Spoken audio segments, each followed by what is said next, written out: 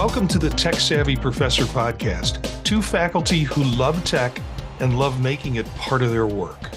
I'm Marty Gensius from Kent State University. I'm Eric Perry, clinical faculty at Southern New Hampshire University.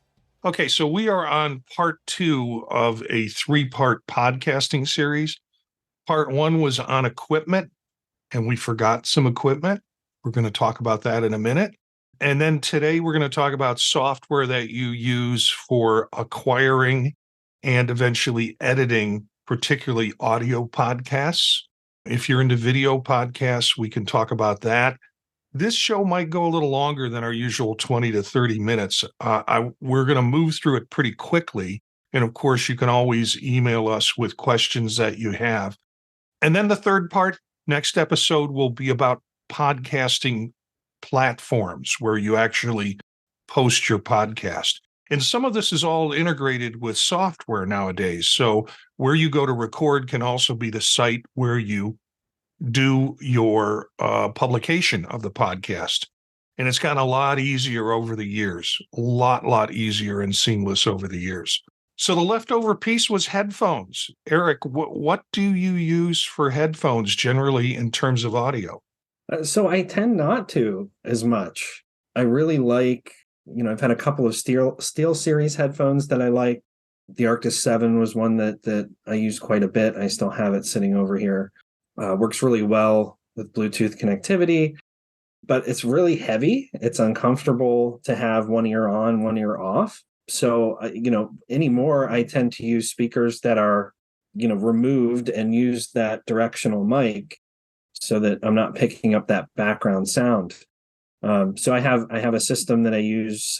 It's Blaster X, right? It's like an off-brand kind of surround sound that I have connected in. But I really like the tone to it. I spent some time playing around at Best Buy with different things and had a really clean sound to it. So I tend to use that. I really like the Shokz headphones. And I'm going to let you talk about those because I saw you wearing them and then bought my own. And I tend to use those a lot when I'm not using the actual speakers. When you talked about, you said one ear on and one ear off. And that's my experience with headphones. If I put headphones on and they're covering both of my ears, what I get when I speak is like I hear a voice underwater. It's muffled. It doesn't tell me how loud I'm speaking, how soft I'm speaking. So back when I was doing terrestrial radio, quite often, if you see some videos of it or you see somebody portraying that, you'll see the person who's doing the announcing with one ear set on and one ear set off. And that's because it gives you sort of the room resonance in what to hear and what you're going to hear, instead of kind of just this muffled, you're in your own bubble talking sort of sound.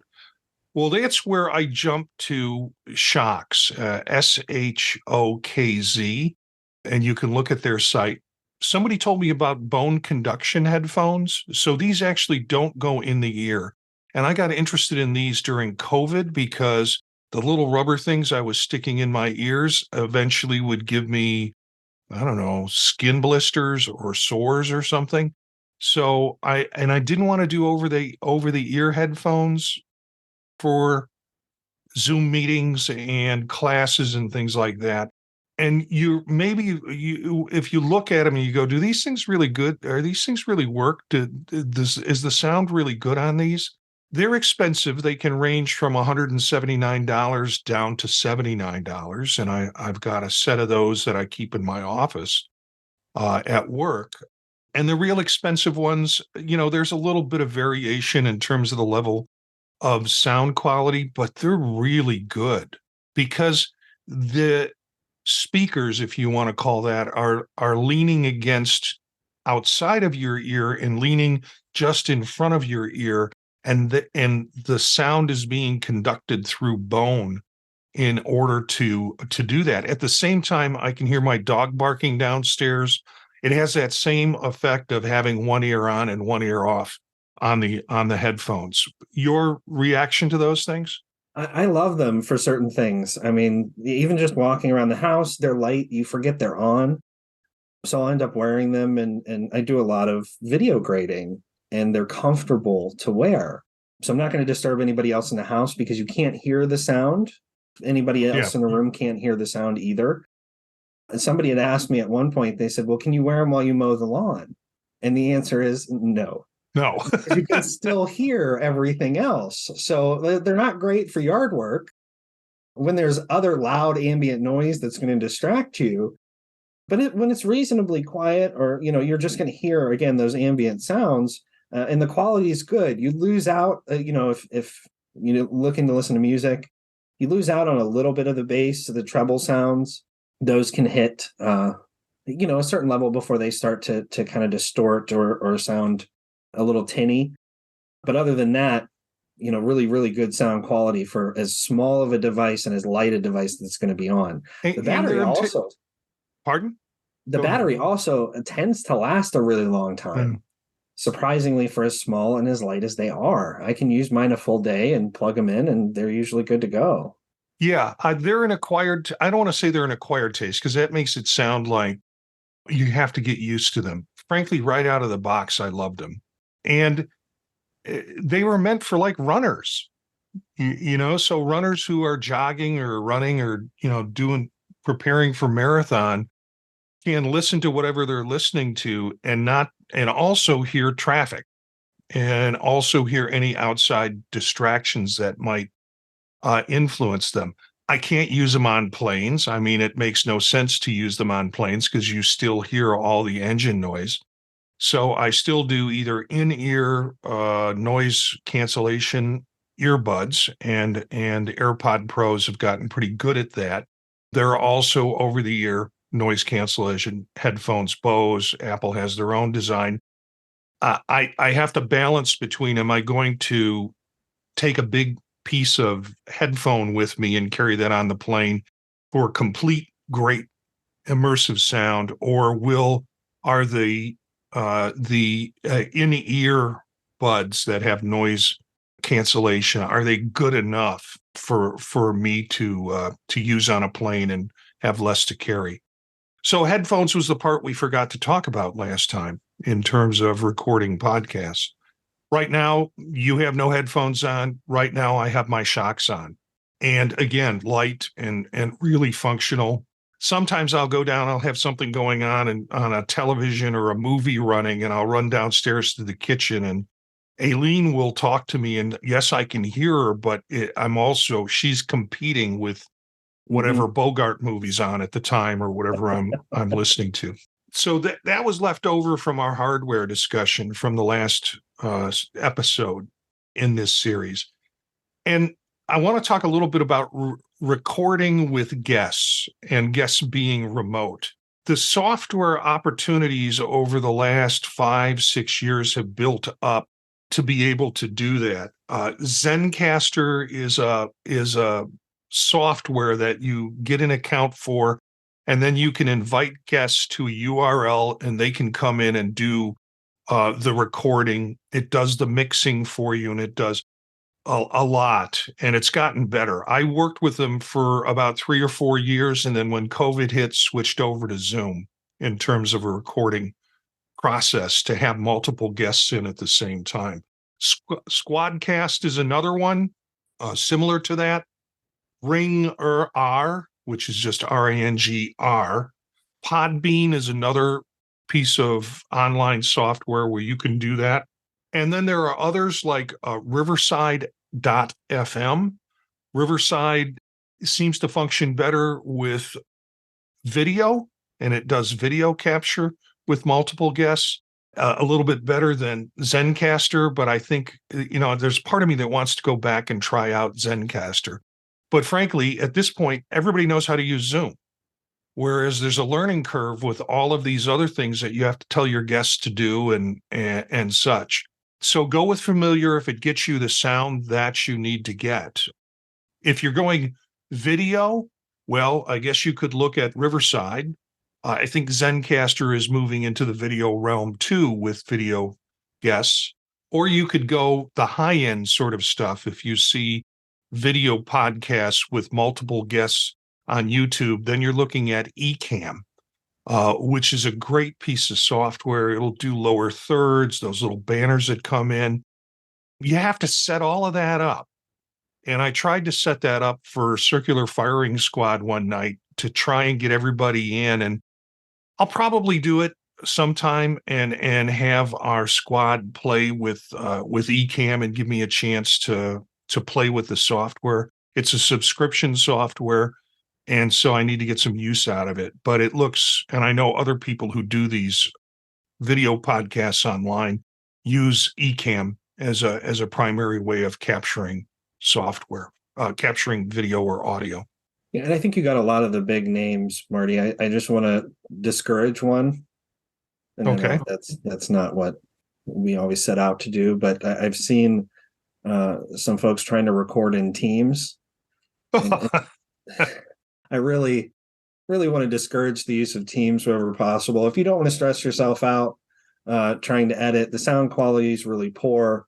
The video quality is worse. It is accessible, which is why I think a lot of folks have tried to use it for this kind of purpose.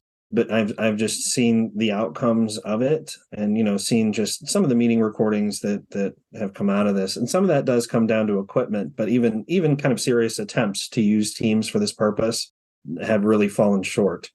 They allow a really low connectivity and a low quality to preserve bandwidth, and so you can see that really start to fall off, especially once you get above 4 or 5 participants in a meeting. Yeah. It really starts to shave off that quality. Yeah, it's like, let's have a program or a school meeting with maybe 40 or 50 people on Teams. You'll see people crash. Teams. I'm glad you suggested that's one to ward off and be concerns if you're looking at that as an option. So let's talk a little bit about editing and the software used for editing. Your preferences? So I don't do it as much anymore. It's kind of a rare thing for me to do it, but it's been a few years. I started out with Audacity, a couple of years ago, messing around with that. I really prefer Audition if I'm going to do anything with it, Adobe Audition, which, has a price tag, but it's not as heavy if you can get a discount. If you work for a nonprofit or you're an educator, you can get a decent discount for Audition or Creative Cloud. It's not as intuitive, I think, for someone starting out, but it does have all the features you need. And I've learned everything I needed to know about editing on YouTube. There's plenty of tutorials out there. It's a very widely used program. So if you do start to get into editing and you want to invest a little bit of money, it's worth the subscription. And there are several series out there that we could recommend to help you get the basics down. Yeah, nowadays I don't read manuals. I don't think even people produce manuals. It's like, just ask Dr. Google, ask specifically what you're looking for. If I'm video editing in Premiere and I have a question on how to do something, I will type in specifically what I want. And sure enough, I'll have 3 2-minute YouTube videos come up showing me how to do that in Premiere. Same with Audition, how to do things in Audition. There is a learning curve. When I worked with groups of people doing their own podcasts and helping them produce the podcast, the default was Audacity because it's free. And frankly, there are some 12-minute videos or short videos on the internet that will teach you all the basics of Audacity that you need to do to get up and running with Audacity. I think there's some clunkiness to it. It used to be with Audacity, you had to import the MP3 out codec because they didn't own the codec or they didn't pay for the codec, but you could get it free and then patch it in with Audacity. I think that might have changed since then, so that's all built into it. It's a nice little platform. I think visually, Audition is a lot easier to work with. And the only reason it's become my go-to is because I got let's say, not legally produced a copy of it back in 2009 when I started doing podcasts and stayed with it. learned enough to be able to do output of it. And now, again, any questions I have, Dr. Google. On Circular Firing Squad, we have a person who likes to drop the F bomb every once in a while. I have just recently discovered how you can insert a tone over that. So it's quite clear what the person's saying because you don't hear that tone. You've heard that tone before in Yeah. other situations, but now you get to hear it in my podcast to let you know somebody just dropped the F bomb. And there are nice little things you can do with Audition in terms of equalizing, in terms of getting everybody's up to the same levels through some simple actions on it. Again, just consult Dr. Google. How do you do this using Adobe Audition? So that's my go-to. I get a cloud suite, which I think the university has a discount for. It's $75 a year, and you get everything that Adobe has, which is a nice arrangement because you get Acrobat, you get Premiere, you get everything that you need or could possibly need as options for you in suites. GarageBand for Mac users. I don't know a lot of people who are doing their editing on GarageBand, but that was GarageBand's first. It was one of the products that GarageBand was put together for. Mixing music is its primary product, but you can do the same thing with podcasts. It has automatic ducking, and which means anything one channel will go down while the other channel goes up, and it has all sorts of little pieces that you can do with it. But for me, it's not as intuitive in doing editing. A lot of the people I know who are doing podcasts love Hindenburg. Hindenburg and Hindenburg Pro. So you can go on the Hindenburg, look for Hindenburg Audio Editor or Google something like that, and you will get to the Hindenburg site. They produce a variety of softwares geared towards audio. Some of them are for narrations for like books. And some of them, like the Hindenburg Pro, has a lot of all of the qualities that you would want with it. It's a paid subscription. You can get the first year at half price if you're an educator. People I know love it. And I think one of the functions in it that I have not, because I have a subscription and haven't, all the time I want to do editing, it comes out at the last minute. And I don't want to spend time learning Hindenburg so I can complete the podcast on time. But one of the things I saw was that you can get a transcription of what everybody's saying. So when I go, I can simply highlight the transcription, delete it, and it takes it out of the audio too. That's kind of an interesting setup and arrangement. So Hindenburg Pro is another option. And then on if you're going to do all this on tablets, and there is a podcaster who swears by this, Ferrite, Ferrite, the name for metal or iron, excuse me. A Ferrite recording studio is on iOS and also on Android tablets. So you can do all your editing. And there's a guy who does a Mac Apple focused podcast who swears by it. And that's what he uses for editing all of his podcasts. So that's available too.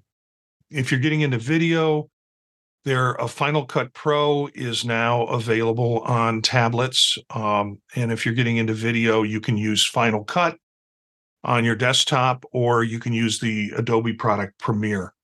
And I have both of them. And the languaging around Final Cut is such a different sort of languaging around what it can do that I haven't quite transitioned to Final Cut and picked up Premiere pretty quickly with the help of Dr. Google on how to edit video with Premiere. So that's what I have in terms of software. If you have any other ideas or suggestions.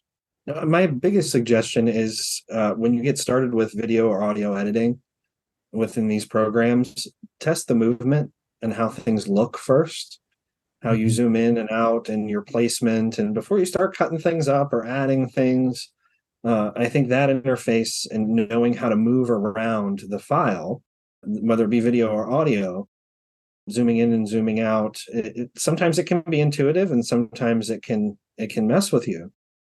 and then those tracks and how they operate. So, test how things move around, how things look, and how you access and jump through and in and out of those files before you get started editing. I think the most helpful thing I did was a couple of videos on just the navigation part and what things mean before I jumped in to try and mess around with editing. And then just your saving and how you're storing. So if you're going to make changes to a file, keep that original so that you can go back to it. If you do make a mistake or you do save over something, you have that original to run back to. Yeah, I will take what we record on Zoom. It gets stored in the documents folder on my computer in a sub document folder called Zoom. And I'll take the recording for that episode and immediately copy and paste that onto my desktop. So if I know if all faults, I can go back to the Zoom documents Zoom folder and get the original. Then I'll make a copy on my desktop of the file that I'm going to be editing and call it raw, which means to me, the file name, there's been no editing on it whatsoever. And I'll work with the raw file. I will often save it in WAV format, even though it's far compressed beyond that anyways, but I'll save it in WAV format, which it takes up a lot of space. So, a 30-minute show could be 300 megabytes when you save it that way. But when we get into next week about what you do with that file to get it onto a platform, I like saving things and doing the editing in the WAV format. With Audition, they have a tab that's called Effects.